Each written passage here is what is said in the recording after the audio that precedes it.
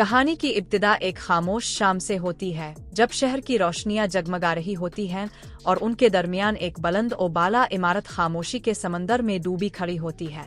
अगला दिन Valentine day होता है, मगर इस इमारत के अंदर जेनिफर के लिए ये दिन खुशी नहीं बल्कि उलझन और बेचैनी लेकर आता है। वो अपने दफ्तर में अकेली बैठी अपने साबिक मंगेतर डेरिक को एक ईमेल लिख रही होती है। इसके अल्फाज में यादों की तपश भी होती है, ख्वाहिश की लर्जिश भी, और एक धुंधली सी उम्मीद भी कि शायद वो आज रात न्यूयॉर्क आकर इससे मिल सके। मगर जैसे ही ईमेल मुकम्मल होती है, इसके हाथ रुक जाते हैं। इसके चेहरे पर तजब्जुब साफ झलकने लगता है। वो फैसला नहीं कर पाती कि ये पैगाम भेजना दुरुस्त होगा या नहीं। चंद लम्हों की अंदरूनी कशमकश के बाद वो ईमेल डिलीट कर देती है। ये फैसला दरअसल इसके दिल में चलने वाली एक तवील जंग की अक्कासी करता है। आखिरकार वो खुद को संभालती है, अपना बैग उठाती है, सफरी टिकट निकालती है और एक छोटे से जार में रखे हुए बोसे की शक्ल वाले कागज भी बैग में डाल लेती है, जैसे किसी पुरानी याद को अपने साथ ले जाना चाहती हो। इसी इमारत में दूसरी मंजिल पर एक आदमी बाथरूम से बाहर निकलता है। जैसे ही नल खिलता है, पानी इसकी पेंट पर गिर जाता है और वो चंद लम्हों के लिए घबरा जाता है, फिर खुद को संभालता है और हैंड ड्रायर से कपड़े सिखाने लगता है। ये आदमी जे होता है, जिसकी मौजूदगी बज़ाहिर बिल्कुल आम लगती है, मगर इसकी खामोशी में कुछ गैर मामूली सा छुपा होता है। कुछ ही देर बाद जेनिफर और जे दोनों अपने अपने फ्लोर से लिफ्ट बुलाने के लिए बटन दबाते हैं। जेनिफर 51वीं मंजिल से लिफ्ट में दाखिल होती है, अब भी गहरी सोच में डूबी हुई। दूसरी मंजिल पर जे नेटवर्क तलाश कर रहा होता है कि लिफ्ट आ जाती है। वो दौर से आवाज लगाकर लिफ्ट रोकने को कहता है। जेनिफर दरवाजा खुला रखती है और जे अंदर आ जाता है। एक हल्का सा शुक्रिया, एक मामूली सी मुस्कुराहट और लिफ्ट नीचे की तरफ सफर शुरू कर देती है। लिफ्ट के अंदर बातचीत आहिस्ता आहिस्ता शुरू होती है।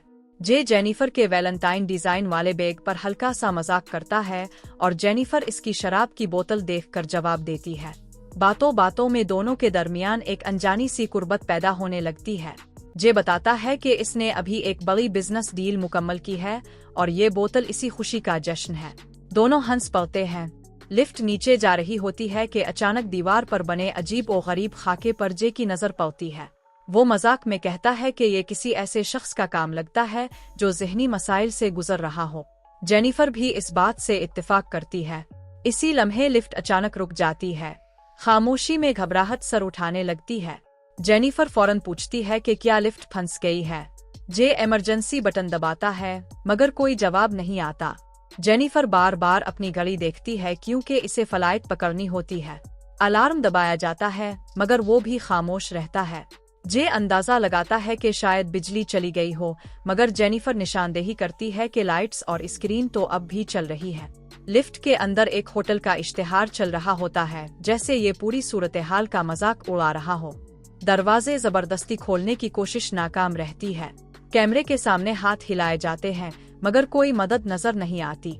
मोबाइल फोन निकाले जाते हैं, मगर सिग्नल गायब होते हैं। वक्त जैसे वहीं रुक जाता है। इब्तिदाई घबराहट के बाद दोनों एक दूसरे से बात करने लगते हैं। जे नरमी से पूछता है कि क्या जेनिफर ठीक है और क्या इसे बंद जगहों से डर लगता है। जेनिफर इनकार करती है, मगर इसकी बेचैनी साफ झलकती है। आहिस्ता आहिस्ता दोनों अपने काम, अपनी जिंदगी और अपने माजी के बारे में बात करने लगते हैं। वक्त गुजरता रहता है, मगर लिफ्ट नहीं चलती। जेनिफर को एहसास होता है कि चंद मिनट घंटों जैसे महसूस हो रहे हैं। वो जज्बाती हो जाती है, इसकी आंखों में आंसू आ जाते हैं और गुस्सा भी उभरने लगता है। जे कभी मजाक के जरिए माहौल हल्का करने की कोशिश करता है और कभी खामोशी से इसके साथ बैठ जाता है। वक्त के साथ हालात मजीद अजीब रुख इख्तियार कर लेते हैं। भूख, प्यास और थकन सब बढ़ने लगते हैं। जेनिफर अपनी शर्मिंदगी के बावजूद अपनी मजबूरी बयान करती है और जे इसे प्राइवेसी देने की कोशिश करता है।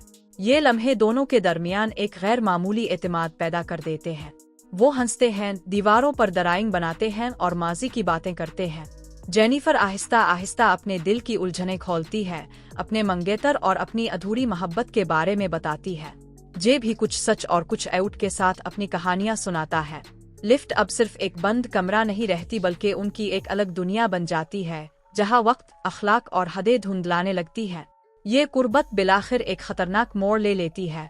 जज्बात बेकाबू हो जाते हैं और एक लम्हा ऐसा आता है जब दोनों एक दूसरे के बहुत करीब आ जाते हैं। मगर जैसे ही जेनिफर को हकीकत का एहसास होता है, वो खुद को पीछे खींच लेती है। वो साफ अल्फाज में बता देती है कि इसकी जिंदगी में कोई और है और जो कुछ हुआ वो महज एक गलती थी।